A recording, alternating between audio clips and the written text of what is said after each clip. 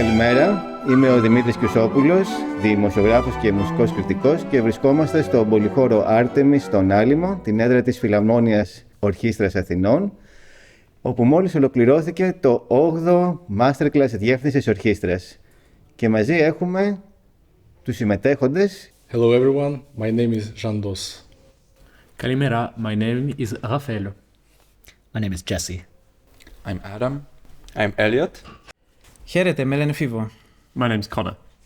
Και μαζί μας έχουμε και τον μαέστρο Μιχάλη Οικονόμου, ο οποίος είναι οργανωτής και ο διδάσκοντας του φετινού Masterclass.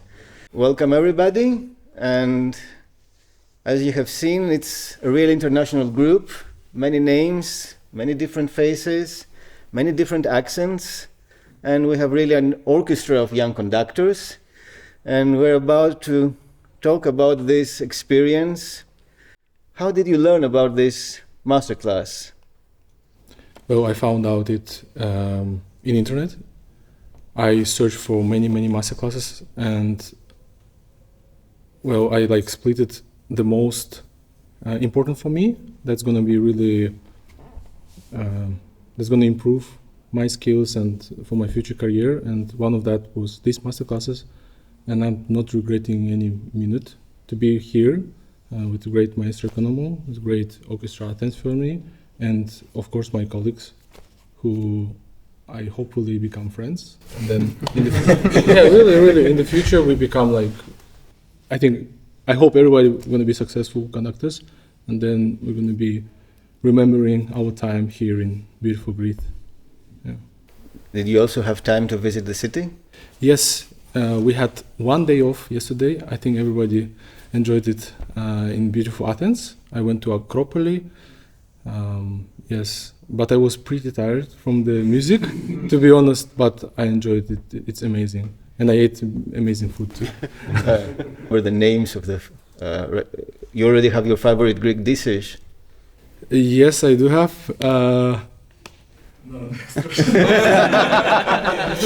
He is lying to eat souvlaki every night. Yes, good. And what is your background? I'm from Kazakhstan. I'm Kazakh. I'm currently studying in Vienna, Austria, for 4 years. Yeah. And what was the main thing you feel you have improved in this masterclass? What aspect of your technique maybe, or musicianship? Yes, I think I learned how to be present in front of the orchestra, how to lead orchestra, and how to rehearse. Because it was also interesting for me to watch other conductors and how maestro do that too. And I did many notes for me, and I'm pretty sure I'm gonna reflect on this moment many times in the future, and remember every word what maestro said or what my colleagues did during rehearsal. So it really helped me to shape the vision and how I should rehearse with the orchestra, and the good orchestra like we have here. Yes. Thank you. So, have you enjoyed working with the Philharmonia Orchestra? Mm-hmm. Why? We all have different experience with orchestras, and I feel really great about this one is when we had a lot of time to work with them, to rehearse, to make music, and what we like, I think, at least for me, is we feel like they listen to us. And when we are speaking, when we propose musical idea, when we ask them to continue the phrasing for the more details, the crescendo and something like that, they are focused, and most of the time we can have orchestras that when you want to talk and when you want to rehearse, it starts talking, musicians start talking, it's getting a bit dissipating. With this orchestra, and we can feel that it's not just people that they want to be here. We had also the opportunity to talk with them during the breaks. There was, apart from being wonderful musicians, wonderful human beings as well. And so we feel like we make connections, and that's, I feel, our job is to make connection. We connect music, but we also connect people inside the orchestra. So what did you learn from the musicians? What did I learn from the musicians? We always learn from the musicians as conductors. And that's great because it's a masterclass and a lot of us are still students. So we can try, we have ideas and we want to try, we have our technique, and sometimes it works and sometimes it's interesting to see that musicians will react differently of what we thought will happen. And so we have to ask ourselves why the sound that just got produced was different from what we had in mind. And this is really nice because often as students we don't have a lot of time to work with an orchestra, and so we can really have an idea of how the movement that we produce will shape the sound that the musicians will produce as well. Mm-hmm. You conduct with a baguette or without? I do both. I learned with a baguette, then I started a bit without, because my teacher is a conductor who mostly conducts without a baguette, and now I came back to it because I feel like you can learn from the baguette, and also there are nice things to do without the baguette, but right now I will conduct with the baguette. What is the opinion of the others on conducting with bare hands or with a baguette? Well, I'm a percussion player, so I feel weird without something in my hands. So for me, it was I always use one, and I feel like I can connect with people slightly more. Like there's something that draws them to the music as well, that I can shape something rather than just my hands. It doesn't feel quite as natural for me to be holding something. Yeah, you can hold on both hands of the baguette, like. So it's very interesting that you change your perspective from the back of the orchestra to the front now. Yeah, I mean, I think it helped me in certain ways. I've sat in so many rehearsals not playing, even though I'm employed to play, but we spend so much time watching because we're resting or whatever else. And you see so many conductors, and you see how musicians react to the conductors because you can see everyone in front of you. So I think from that perspective, you kind of really subconsciously get a sense of what is working, why is it working, and you pick that up, I think, without realizing that you're doing it. And you can kind of see when people might get irritated by something, or whether it makes a difference, or everything like that. So I think that definitely helped being at the back. I wish I was a string player sometimes, but you can't have everything. But this is a really big matter for us conductors, holding a baton or not holding a baton. It's not so simple, because we all had nightmares in the past. Should they use this baton? And then if you decide to use a baton, you have to choose which one to use from the 3, 4, 5, 10 you have in front of you, because sounds something simple, somebody that has never held a baton professionally, but it's very, very complicated. And I remember myself conducting without a baton for many, many years. I have all my videos without a baton, and now I feel like I don't have hands when I don't hold the baton. What matters is that today they learned something very important here, that Mozart and Haydn conducting without a baton, it's like pizza without cheese. This we keep from this conversation. Yes. Interesting, huh? No, I just got a little bit hungry suddenly. You're pizzaless. I'm absolutely. But actually, many years ago, I had spoken with another conductor from, he was the Brazilian equivalent of El Sistema, and he had also begun as a percussionist, and he had the same experience, like being at the back of the orchestra and having time to listen. Are you also coming from instruments? You're also instrumentalists? Me, I come from a violist professional career player, which I'm still am. I'm still playing, like I'm switching from viola to conducting, or conducting to viola, which is very pleasant. But the difficult thing is, like when I play viola on chamber music or in orchestra, I want to conduct from the bow, and when I conduct from the baguette, I want to play from the baguette, thinking it's a bow. So it's always a bit funny, like the two merge together. But yes, I think I joined also Connor on this thought because the only time I tried something without the baton, it was a catastrophe this week. And I remember it very well, and I learned from that. So it's good also, this masterclass, to fail something completely in order to learn from that. And it made me, it became very interesting for me to understand what is the difference and what connection we can do with the baton and our instrument, whether it's percussion or string instrument. Do we have any brass player? I play horn. Yeah. Good. So I also come from the orchestra. And horn is actually an interesting experience because I think just by the nature of the instrument, you're like a second concertmaster, really the bridge between the strings and the winds, and all the composer's favorite instrument, actually. But yeah, I had the similar experience of just sitting in the orchestra, many different, and still today, actually, and you learn so much from what works, what doesn't work, and sometimes it's funny, sometimes you really want to go and conduct, you're like, I want to be there and do this, and sometimes when you conduct, you want to go and play, so it's a bit of a funny situation.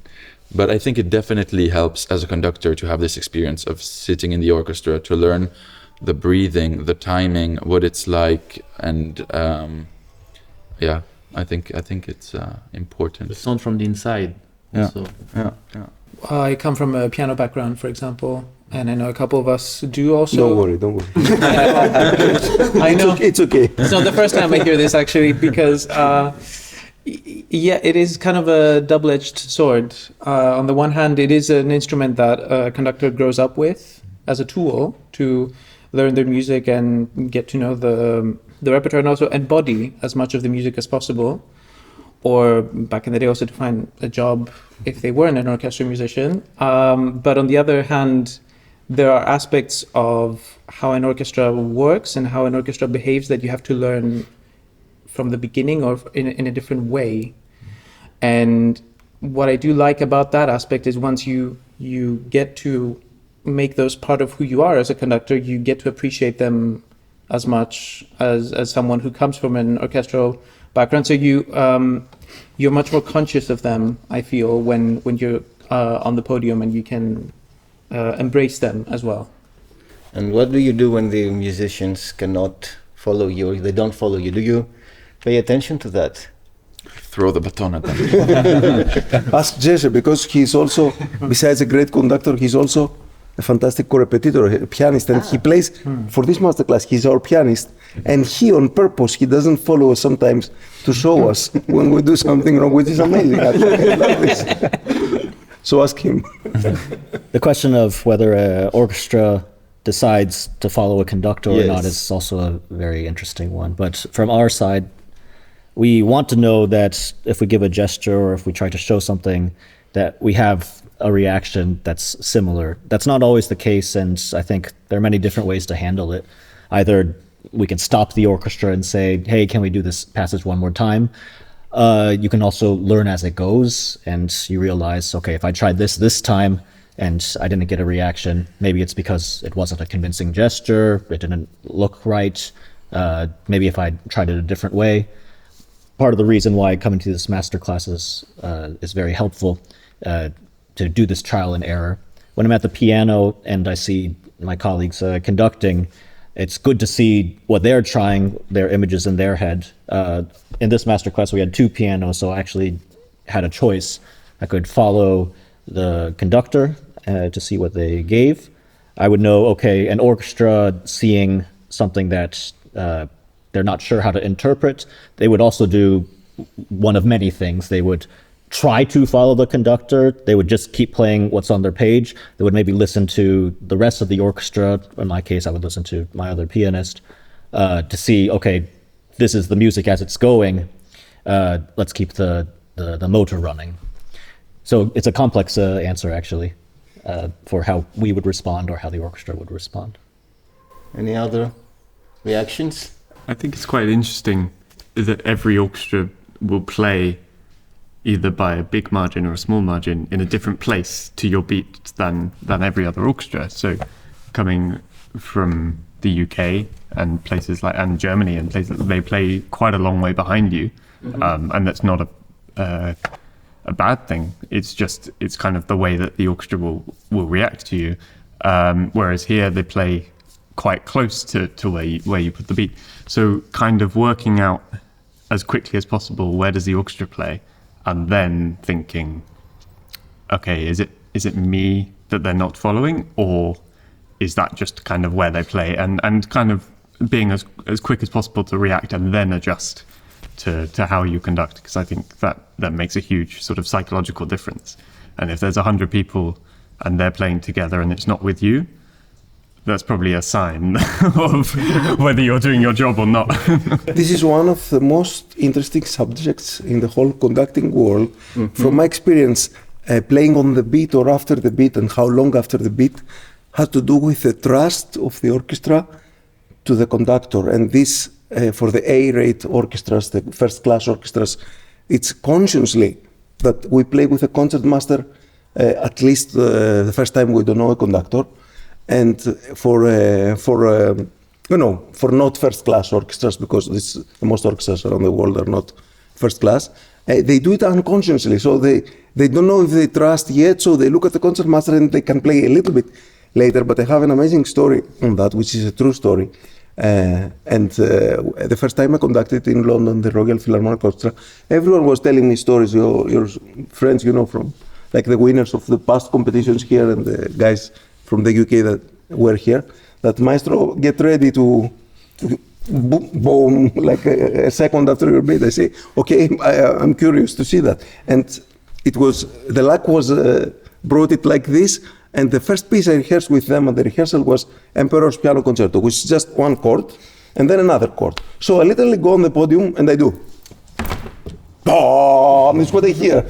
And immediately, I don't know why I did it. While the soloist, the pianist plays, I step down off the podium and I go to the concertmaster while she was playing and I say, we're in the same group, don't worry. And then I go back, and they played with me. They trusted me in 1 second. And when I went back next year, they played with me. So it was clearly that they wanted to check if they trust me or not. So how do you feel that you get that trust from the orchestra? When you are there on the podium for the first time? I guess orchestras make a decision very, very fast, whether they want to trust you. And if it's gonna come slow, this decision, whether they want to trust you, it's because maybe something's not clicking. It could be a first impression. It could be how you give the very first gesture, which many pieces start with a very big chord. So I think maestro, or there's this language of gesture that if something is extremely convincing, you can take a lot of different people with you together. Mm-hmm. If something is not so convincing, then people will read it differently, and maybe then they have to do something else. Then you have to build up trust in a different way, I think, as the rehearsal or as the piece continues. You want to see, okay, am I getting in the way? Am I doing something that's encouraging the sound to move together? Many different things. I think it's something that one acquires also through experience and just conducting this sense of, are they with me? Are they against me? And it's one of the good things that I like very much about Michalis. Well, by the way, you asked before where we heard about the masterclass, that I met him 2.5 years ago, and I heard already about this masterclass in Athens, and I've been wanting to come ever since, but this was the first year that I was free. But what I like is, as young conductors, you're already being tested, and you're already sort of, seen in a different way. And when a teacher is also very imposing on top of this, you're very quickly diminished to a state where you have no power actually in front of the orchestra. And what I really like about Michalis is that he gives us the space to do our own thing. Sometimes we need some help, and then he will say something small, but to not intervene and to let us have this experience of really finding yourself on the podium. And then the feedback comes after, and I think that's a really important balance for especially young conductors who are often especially tested more than older conductors. Yeah. Mm. Yes, I think as a conductor we don't have enough practice, because the orchestra is our instrument. We can't get the feeling from the pianos. We always try to imagine the weight of the orchestra in our heads, but it's impossible. Every conductor, I think, agrees with that. As an instrument, you can practice every day in your room. As a conductor, you have so much time alone. You're thinking too much. You have expectation of sound, producing. Then you go in front of the orchestra, and you have to react in these milliseconds immediately. How orchestra comes later, or with you, or are you with orchestra? Are you behind orchestra? Then there is a psychological thing. So there's so much stuff going on when you're like on the stage, and this is the moment when orchestra decides: are we trusting the conductor? Is he the one who we can learn something from, or not? So you have to really prove that you're the one colleague that can really lead the music and the orchestra, but it's extremely, extremely hard. Mm-hmm. Yeah. The funny thing about conducting is that you have no involvement in producing the sound, and at the same time all of the involvement. So you don't actually produce any notes or any sound on the podium, and yet you're responsible for what everything is happening in the orchestra at the same time between sometimes hundreds of people.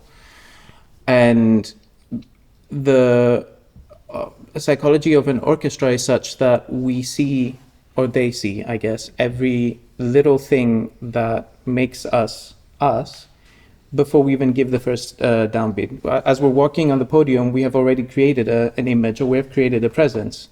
Obviously, if you let that, if you think too much about that, then it swallows you, and that's a different situation. The point being is that we're in a business dealing with people who produce music.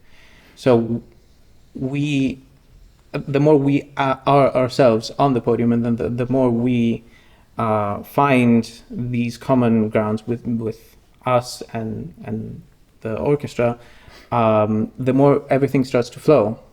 And that's usually the place where we want to be as conductors. And I think that's where the magic starts to happen. Mm-hmm. On what you said about we walk and they know, my teacher, the legendary Lucas Foss in America, colleague with Bernstein, like a piano duet and assistant, he used to tell me every week, they know what kind of socks we wear. They all know, even if you don't show it.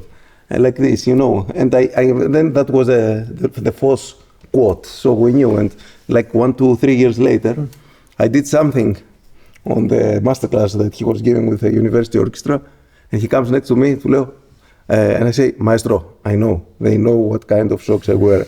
And he tells me, he says, underwear. So, I would like an honest answer from all of you. What was the biggest mistake you corrected in this masterclass? Wow. We are mostly still students, and we don't have a lot of time. We didn't have a lot of connection with other orchestras before. And it can feel really intimidating to be in front of the musician first. So I think it's great to learn how to feel comfortable in front of the musician. If we are comfortable, we'll make them feel comfortable. But when you are a guest conductor, when it's your first time with a new orchestra, here we have a chance that we are a student, that we are here to learn. But when you are a guest and you are in front of an orchestra for the first time, like that was said already, first 5 seconds they will know who you are. And so that was really interesting to see, I think, all of us evolve with the orchestra and getting to know them, to getting more comfortable with them, to being able also to correct professional musicians. Sometimes it takes something to say to a professional musician, to an instrument that you don't play. Can we do something else about that?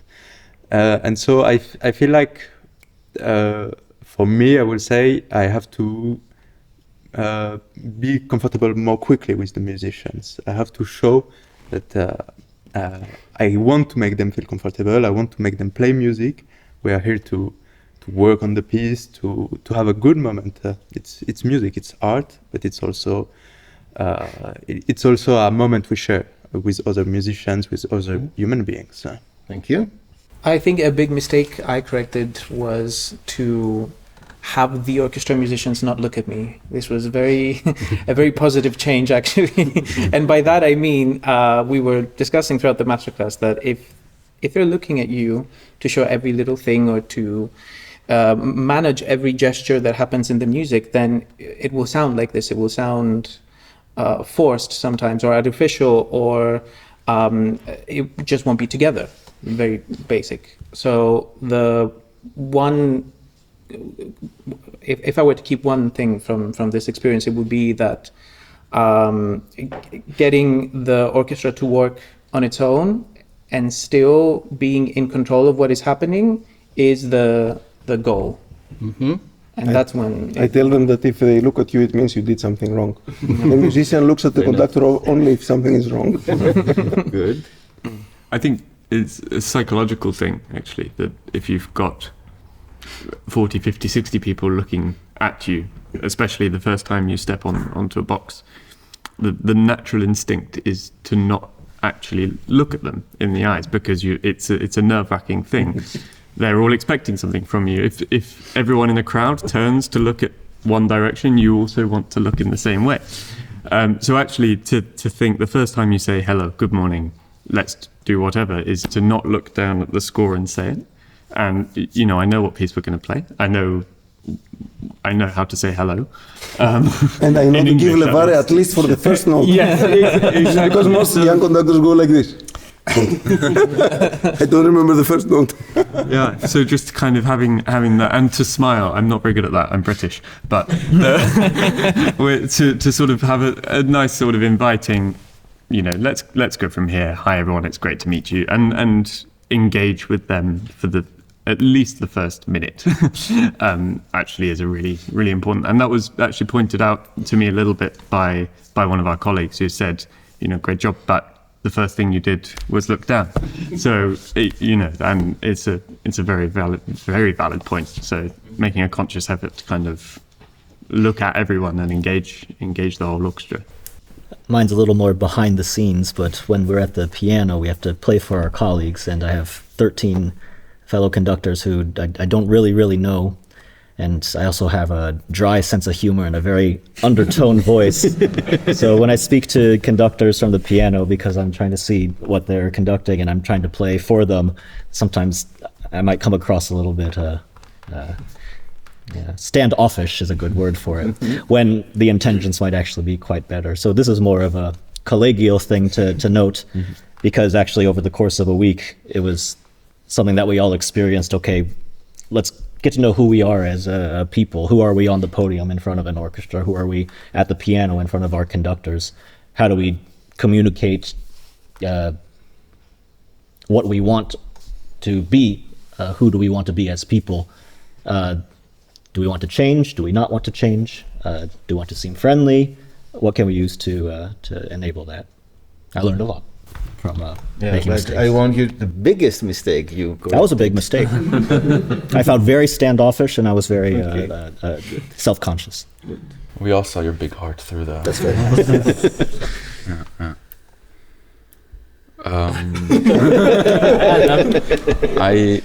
I drank a double espresso before one of the lessons, and I conducted Beethoven very quickly, and I didn't even notice it. So maybe that's something to learn. Okay. Thank you, all of you then, and we're looking forward to the concert. Thank you. Thank you very much. Thank you.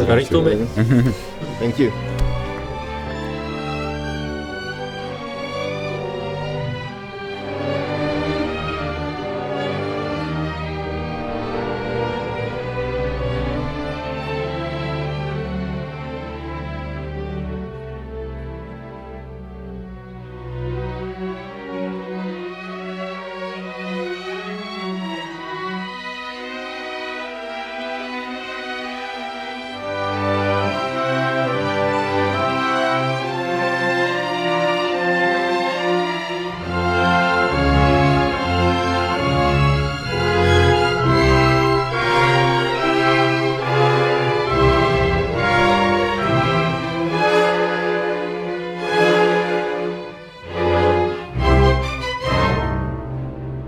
thank you for being always with us, and we have now the second group of conductors.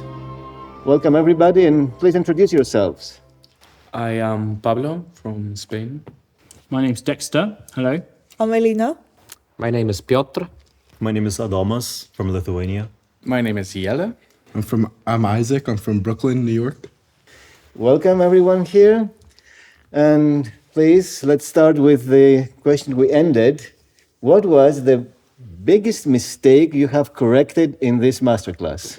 The wonderful thing that has happened this week is that we haven't been thinking about mistakes. We've been thinking about what we can do that is better. And we've also been learning what it is that we do well. And I think this is something that is really nice about the way you help us, but also the way that the orchestra work with us. We've been focusing on the positives, not on the negatives. And so we don't say, no, that was bad, but we say, okay, can we try this? And something that I think a lot of us have been thinking about, and we have different styles of conducting, but we've been thinking about what is the way that we can be better for the musicians? How can we help the musicians more? And I think for a lot of us, we conduct too much. I mean, obviously you have to conduct all the time, but something that Maestro has helped us with is that we think about when is the point when we need to give information. And for all of us, we want to be with the musicians, and so we give too much all the time. And so it's not a mistake, but something that we will do better in the future, all of us, is think this is the moment when we help the musician. And once we have invited them to play, we let them play. So it's not a mistake, but that is the thing that we have all changed the most, is this is the moment when we can help the musicians, and this is the moment when we let the musicians play. Mm-hmm. Yeah, I think a lot of growth in music is not always about correcting mistakes, but it's about discovering new parts of what we do, and then it brings our attention to these new things. So like you were saying, just always this attitude that we want to be with the musicians and create the music with them, but at the same time it's an orchestra of so many people, and they all know, I mean, most of them are almost double my age, so they can certainly play the music without me being in their face telling them exactly how to do it. So my attention has been brought to this side of what we do, and now I know where I can go forward with this and how I can help the music further with this knowledge.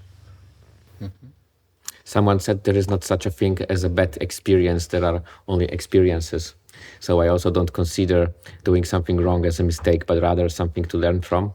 But we still have 2 days more to get some mistakes. So maybe the biggest are coming. Yeah, we still have the concert. Sure, a big one with us.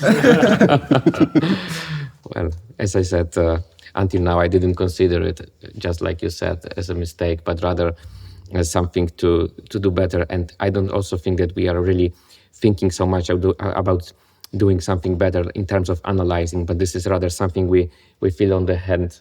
And this is kind of energy that gives us the input about have I done something wrong or how to do it better. It's not so much processing anymore, I think. I don't know, guys. I don't know what else to add to this, really. No bad experiences. And yeah, I don't know what else. But maybe also, Domash, I don't know whether you agree, but like sometimes from the musicians, it hasn't felt like a mistake, but one of us or us individually have done something that doesn't have the result that we maybe want. And this has taught us a lot, because one thing that we also have learned is, if we do nothing, we have a great orchestra here who are playing this week. And if all we did was start them off, they would play the whole movement beautifully. And so maybe you ask about mistakes, and maybe it is the fact that have we done something that has disrupted them or stopped them from their flow? And I think all of us have really strong ideas about the music. And this is one of, I don't know whether you all agree, but everyone here is a wonderful musician and they feel the music really, really in a beautiful way. But how do we share that? How do we communicate that? Because if we have disrupted the flow of the music, that is a mistake. Maybe it's not a bad mistake, but we need to add not disrupt. Yeah, disservice to the music, and our job is to service the music, you know, add our ideas and create chamber music with the people rather than be an authoritarian person on the podium who beats hard and makes everybody look at them all the time. That's something that I've definitely learned from this class is you don't want their eyes all of the time, but you want to encourage the flow and then add to it when you can, when those windows open up. Like Maestro said, to create illusion for the musicians that they really love our tempos and our interpretation. Exactly. I think conducting is such a complicated task that you really have to learn and know everything very well, to study everything very well, because if you don't, then you're not even considered as a conductor in any case. In reality, not on the paper. You cannot do anything as a conductor. So after you study everything and you know everything very well, there is a time that follows, which is usually many years of experience that help you eliminate showing everything. And because people here are all younger certainly than me and younger generation in general, most of them are during their studies or right after their studies. So they're still, most of them are still at the stage where, especially if you have like 70, 90 minutes podium time for this month or maybe this 3 months coming, and you want to do more and more and more and show more and more, in reality, what they learn year by year, not only here, is how not to do and still know, that they have the basis. Because when you see Carlos Kleiber conducting and doing this, if a student goes imitate that, he will look funny. Everyone will know that it's not connected to the music. And when Kleiber does this, you see that he knows harmony, counterpoint, everything about conducting technique, passive, active, orchestration, instrumentation, everything is there. So eliminating what you have learned in your life, but still keeping it inside, is the most difficult process in conductors and never ends. It's until the end. So speaking about experience in conducting people that are maybe double your age, it was many years ago I had a discussion with Greek-Austrian conductor Karolos Trikolidis, and he was almost 80 then, or he was 80, and he said, you become a good conductor after 60. He was adamant like that. So how is it when you are at the beginning of the career, at a very young age, and you have to manage people that have a lot of experience in front of you? How do you feel about that? I think that's quite related to how the paradigm of conducting has changed, because probably in that generation it was more common to consider the conductor as the unique leader that has to be followed no matter what.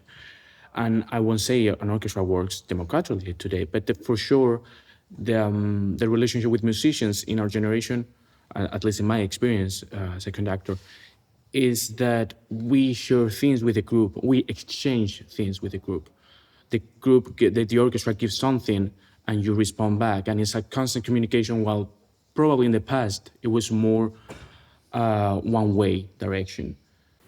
Yeah, but like the experience part, I remember an interview Sir Simon Rattle gave. It's like, yeah, experience, just take every opportunity you have to take experience, and it can be everything. Go to art museums, go to other concerts, go to other shows or productions or theater. And how we process all of those experiences, we all process it in a different way. And so our output based on all those experiences is different no matter what or how, because we're all unique, to say like that. So yeah, just stay open-minded, I would say, for everything you can use. And you don't have to use everything, but like something that influenced Brahms for his Third Symphony and it resonates with you, then you can delve deeper into that, or like visit the city where he composed his symphony. I don't know. I just stay open, I would say. Yeah, because there is not such a thing as I'm a done conductor and I know how to conduct, because conducting keeps going and it has to be during the generation, each generation, always progressive for everyone and learning process, but also from generation to generation it has to become better. Because if we conduct like Furtwängler or Toscanini, we would be dead now. Of course, we are all better than them in a sense, not more wise, but the technique. Now that there are more possibilities to make the orchestra sound like this. And I remember when I was at my 20s, I was a student of conducting. Sir Neville Mariner was here in Greece conducting, I think the St. Martin's of the Fields Orchestra, and I went to Megaron. I had some connections to see him afterwards because they didn't accept. So my teacher, pushed me inside. Go talk to him. And I go talk to him. He says, "Hi, what are you doing here?" I say, "Hey, hi, I want to be a conductor."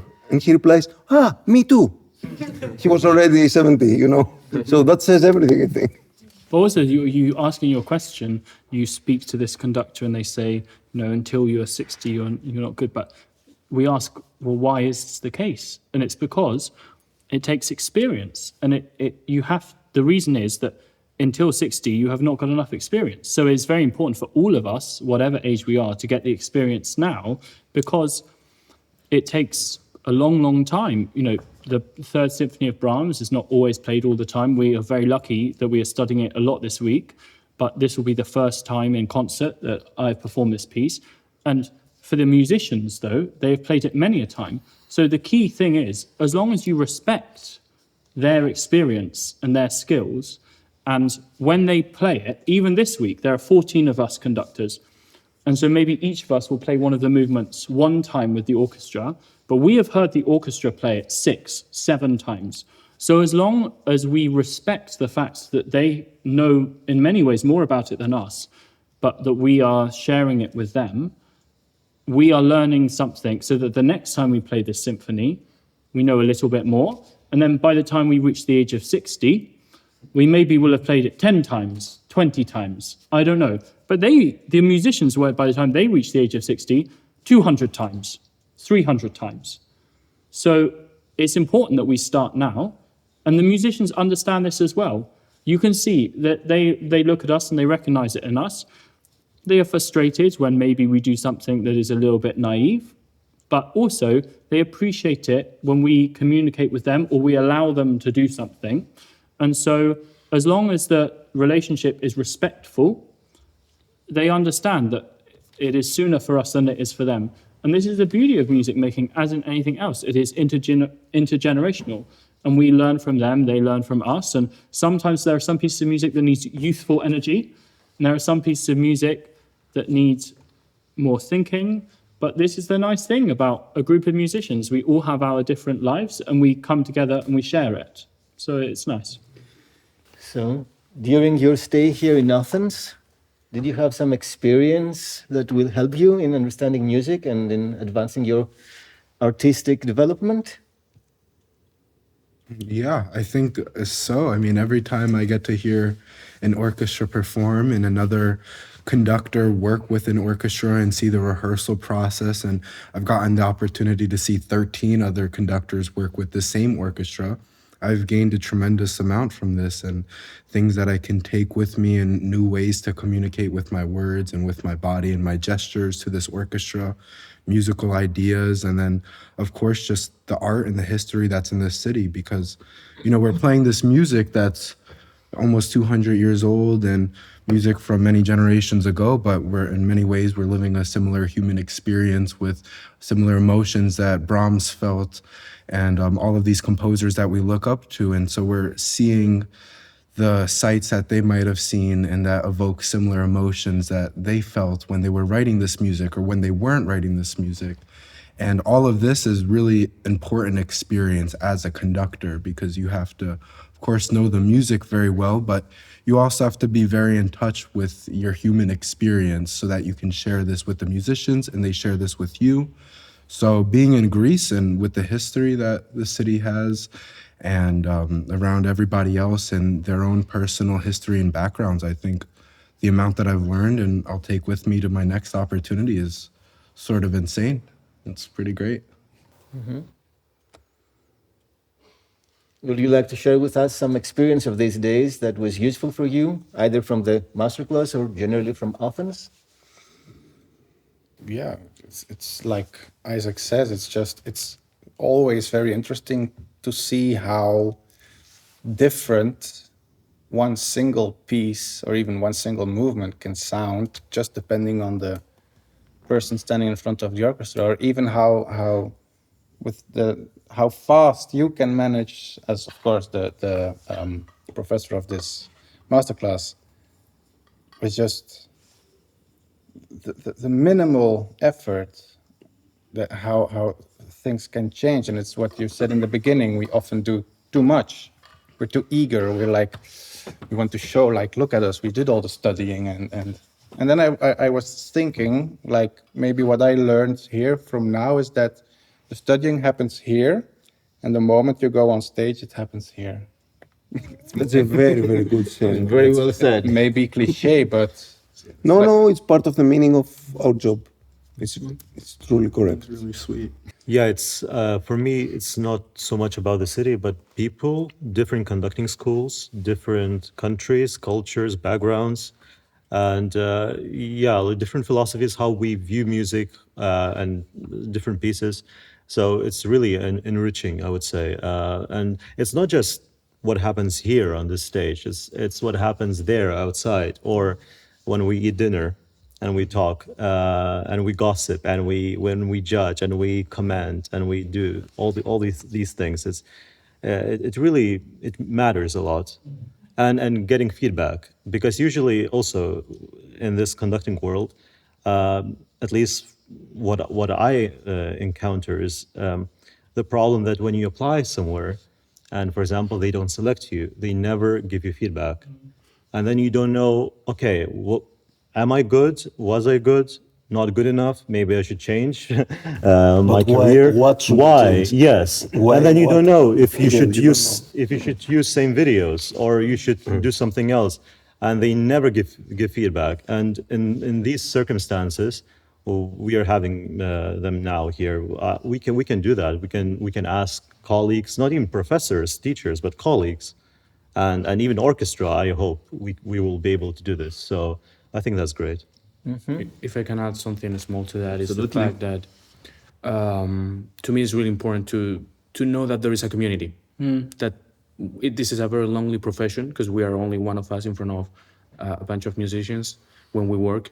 But you never know how you're doing or how other people are doing in the field. And getting along with these great conductors is just good to feel that you're not alone, that we're in the same boat, we are experiencing the same problems, solutions, and I think that's great. Especially since, again, the 14 of us, like we got along together pretty well. And like, please, Adomas says, the going for food together is a very special culture. I don't know whether this is maybe also the Greek way. Greek food. No, it's unbelievable because we did a podcast together last week. And we talked about that. And we talked about that. It was a whole chapter, and he was very impressed when I was saying that I'm sure that they learned so many things during that dinner. For sure. And the importance of the dinners. We were discussing about this last week. But this is true, and also speaking to our Greek colleagues as well and sharing our experiences. And it is very nice to know, exactly like you were saying, all of us have different approaches, but we've all said to each other, wow, that is like watching you doing this was so amazing. That's wonderful. And similarly, people say to us, I really like the way you did that. And this is something that I think we can really take, is that no one of us has the best way, but we all have things that individually we do very well. And so now at the end of this week, together, we've also watched the passive participants conduct with the pianos as well, not with the orchestra, but with the pianos. And from every single person, there's been something that we can learn. And so we go away, maybe we are a group of 20 of us, 21 with Maestro as well, And so there is something we can take from every single person to incorporate into our work away from here.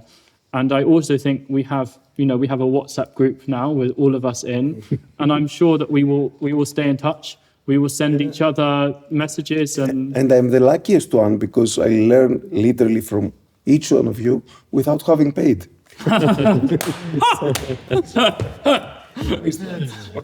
You paid for food once for it. Yeah, that's true. Yeah. Well, I just wanted to say actually this very similar thing because at all master classes I went before, there was something like people were going particularly to the part of the orchestra rehearsal where they were conducting, or many people did it, not everyone, but it was never like here that each rehearsal is watched and attended by every participant. So it means something, and I think it means we can all learn from each other a lot, but this is also connected with the fact that the way that orchestra is responding to each of us completely differently is also something that we want to be kind of witness and we want to go. And it was not a single session I wanted to stay home because I have to prepare for my particular part tomorrow because we conduct every second day. So I think this is also like a big pro for this masterclass that we are spending almost 24 hours with each other, sometimes going home at 2 a.m. Fantastic. Good to me sometimes, every night. Yeah, actually, yeah. I haven't slept. Elina is a young Greek conductor. Yes. And you were here as I don't like the word passive student, but you assisted as an auditor, maybe.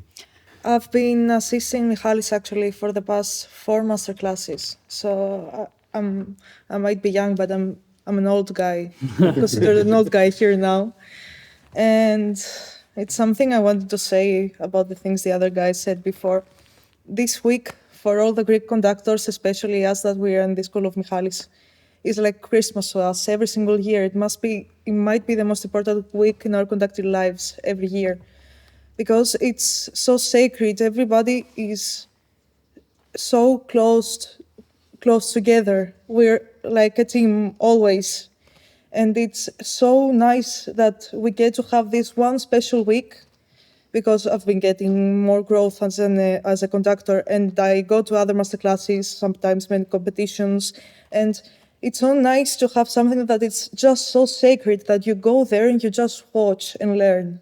And you get feedback from the other guys, you learn about their views, you see how they conduct. And it's just simply amazing, yeah. When you come here, you already mentioned that the first part of conductor's job is to study. And you come with a work already in your head. So how much has your idea, your understanding of the work you have studied changed during this masterclass? How did you bring the Brahms Symphony or Beethoven Symphony here, and how are you getting it back? I don't know if this happens to, perhaps we haven't talked among the conductors about this, but I'm happy to share my idea. I find this profession, I find conducting quite often frustrating in that sense, because you study something, you have some idea, but then at the end, since I said before, it is a communication process, and the orchestra gives you something that perhaps you were not expecting, in a good way or in a bad way. And then your original ideal, philosophical ideal, you shape it according to what you have in front of you. And it depends on the orchestra, and that's the magic of music and making music with a lot of people. That is, every time is different, but it's also unsatisfying. But in a beautiful way. I don't know if you share that idea or not. But I don't know, but this is the best thing about Michalis, is whenever we conduct, the first question he asks for all of us, what do you want? This is the first question. What do you want? To hear. To hear. What is your idea about the piece? And then he says, okay, then why do you show something why else? do you show something? Well, how do you make it like this? No, but this is true, because this is the best kind of teacher. He doesn't tell you, this piece must go like this, or this piece must go like this. He has helped all of us have different ideas. The first movement of Beethoven 5 is very famous, you know. There are lots of pauses, these things to negotiate. Maybe almost all of us have conducted it this week. And he doesn't say, you must conduct it like this. This is the way you conduct it. For him, he has a way that he will conduct it, but this is not the only way. We all are different musicians. But the key thing is, can we show what we want? And actually, this is the best thing about the way in which you teach, and compared to, I don't know your experiences with other teachers. This is the definition of conducting. If a dentist asks you what is a conductor, you say, you study and you create an acoustical protocol in your mind, and then you have to try to show it with your hands. That's our profession. There's nothing else we do. Of course, but there are other teachers who will say, this piece goes like this. You must conduct it like this. It never goes like this, because I will conduct it differently than now if I do it in 2 months. So not even for the same conductor is the same. Because conducting has to do with real life, like composing. So if my tempos are the same, like Celibidagias or Karajan, something is wrong.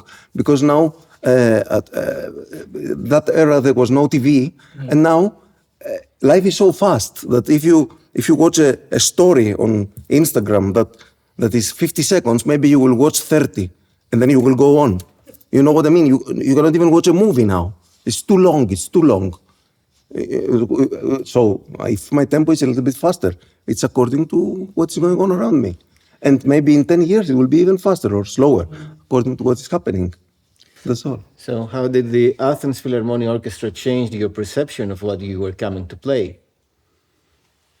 I mean, for me personally, hearing their sound and just the way that they play it by, I don't know, their own musicality and their own interpretations, it greatly affects how I think of the music. Because again, I never want to get up on a podium and stand before 50 musicians who have been alive twice as long as I have and tell them this is how it must go and it's non-negotiable, and because I'm here and I'm on this podium. I don't like this idea, and it's not what makes me excited about making music with other people.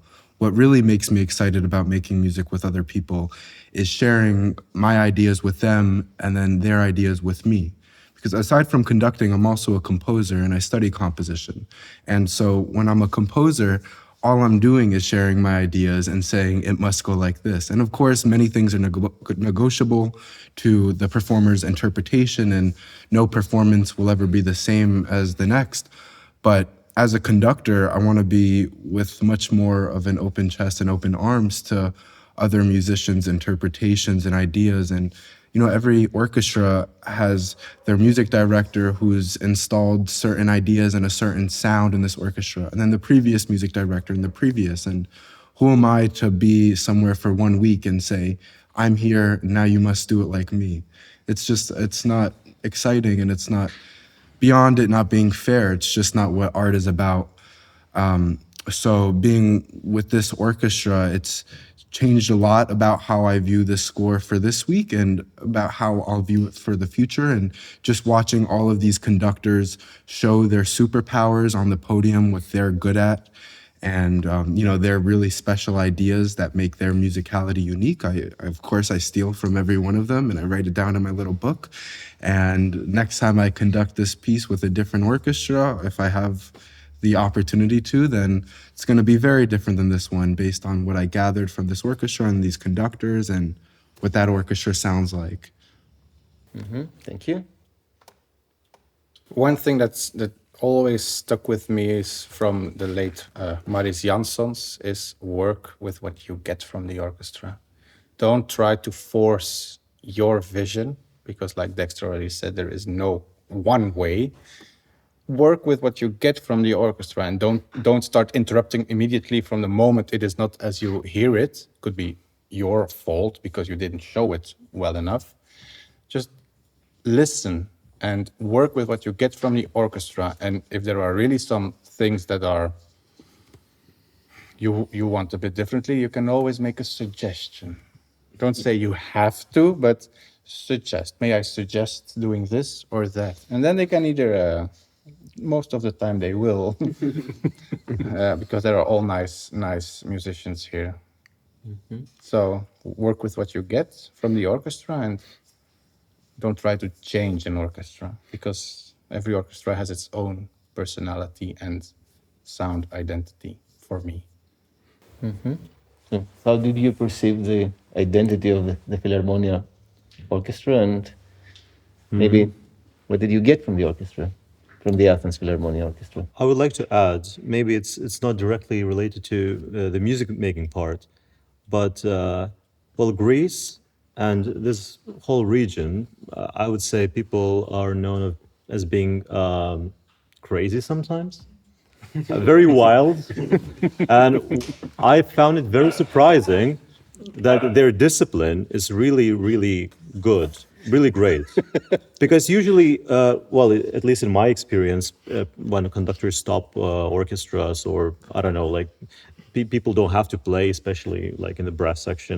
They read newspapers, they could smoke, they could watch football, they could eat. But here, they don't talk much, and really, that I was really positively surprised. So I could bring this back home, actually. That even in Greece that happens. So I mean, somewhere else where people are maybe not so passionate with life, like in the north, that they could learn something from Greeks. Thank you. And on purely musical terms, was there something that you changed in your interpretation or your ideas about the pieces you're going to conduct through your interaction with the orchestra? I've learned that some ideas that I had in mind, they don't work, or maybe I would have to show them differently, rethink. So it's about, yes, having experience with different orchestras of different levels. It's just like with this orchestra, I think it's part of your whole experience conducting orchestras. You just learn what works, what doesn't. So yeah. Mm-hmm. Well, basically stuff that has been already said, that you have to be flexible in so many ways, because each hall is completely different acoustic, and also each setup is completely different, and each musician as a soloist is also different musician. So here, for example, we had trombones quite far away, and the horns were quite close to us. So it creates, like always, completely new environment. So you have to be flexible, and flexible very quickly. So this is also very difficult. For me, for example, as I was a pianist first, what I have learned actually from being conductor, when I was a pianist, I was mostly conducted on the output I am making, I am creating. So the sound went, and I kind of sensed it through my touch sensory, you know, if you follow me. But now, as a conductor, you have to have your output and input going all the same time, always in both directions. And now, even when I'm playing piano, I notice that I started to listen better what I'm playing. So this is also the thing that I'm working on. This was here another step, because the rehearsals are, of course, shorter than we have in everyday's life, where you have 4 hours to gather your thoughts and to adjust your, setup. But here you go on the podium, and from the very first start, you have to know where is too much, where is too little, and what to put together better. What I've learned the most about from the orchestra is less in terms of my interpretation of the piece, but in how you should approach the music and what is important and what is not. Because this orchestra really have been incredibly responsive to all of us. Some of the other conductors have mentioned that it really, you can play, one conductor can conduct, the next one comes up, does the same piece, and it sounds different, very different. And this is a luxury. In Britain or other countries, the orchestra will really play, they will have a very fixed idea of what it is, whereas these musicians are very flexible. But what it has shown me is what it is important to have the ideas about. For example, dynamics, tempo. These are not as important. They are, of course, important to the music, but this orchestra can play any dynamics that you would like, or any tempo that you would like. This week they have played Brahms 1 at maybe 14 different tempos. They've played it also at 14 different dynamics. These are all things that we can control and show very easily. What it's shown us that is more important is the way that we feel about the phrasing, the way that we feel about the sound in particular. And so maybe they have left it because of their flexibility and their willingness to try different things. We have had very long rehearsals, and I'm really grateful to the musicians. They have done 4-hour rehearsals every day of the week, late into the evening, on top of their other responsibilities, their musical responsibilities. But for every conductor, they have always been positive. Sometimes I've been the last conductor in the day, sometimes I've been the first conductor in the day, but always they are happy to try their best for you. And that is really a lot to ask. It's a lot for them. But what it has taught me is that the things that most we need to bring to the orchestra are not so much these kind of normal things about tempo dynamics, but it's really about these other elements, sound and phrasing. That is where we can have the most difference, and that is where we can most shape the music. And so maybe their flexibility has taught us the most about, as conductors, what is most important for us to focus on. Mm-hmm. So I think we are all very grateful to them because they've worked very hard this week for us. And I mean, still there are the concerts to come, but it takes a lot of focus, a lot of energy, and they've been very kind to us this week. Good. I guess I had the chance to think for an answer to the question. What the orchestra shaped about my ideal of the score, or what I have studied before, is that they generally set the line, the bar of some concepts that you might request from them. I'm thinking of a passage that is agitato or is dolce, and you think the agitato is here, but the orchestra sets the bar here, or same thing with a dolce. You think the dolce is supposed to sound in this way, but the orchestra sets the range here or here in a different space you didn't conceive, and that's when you have to move and say, okay, that's the material I have to work with, as Yele said before. And those changes seem small, but that happens in every movement, in every phrase, in many different passages. And I'm thinking particularly in one that happened in the first rehearsal for me with an agitato. That I had an idea of the agitato, and they gave me a different idea of their agitato, and I thought, okay, this is the agitato here. It's okay. It's not frustrating, as I said before. It's just different. This is what they have, and I'm happy to take it, and I'm happy to shape it. Thank you, all of you. Thank you. Ευχαριστούμε. Εγώ σας ευχαριστώ όλους. Ευχαριστούμε πολύ. Ευχαριστούμε πολύ.